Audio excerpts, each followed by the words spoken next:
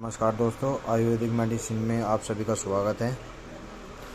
आज मैं आप लोगों के लिए एक आयुर्वेदिक मेडिसिन लेकर आया हूँ। ये स्वालिन हमदर्द वालों की आती है। इसका रिज़ल्ट काफ़ी अच्छा लगा मुझे, इसलिए मैंने सोचा कि वीडियो डाली जाए। ये अगर किसी को खांसी है, गले में खराश है, गला पड़ रहा है, तो ये एक बहुत ही अच्छी दवाई है। ये 100% आयुर्वेदिक है। इसका अगर प्राइस की बात करें तो ये सिर्फ 4 रुपये की है। 4 रुपये की इसमें 4 गोली आती है अंदर।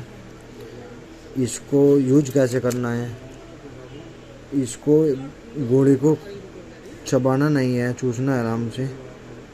ये बहुत ही अच्छी दवाई है, एक बार इसका उपयोग जरूर करें। एंड ऐसी ही जानकारी के लिए हमारे पेज को आयुर्वेदिक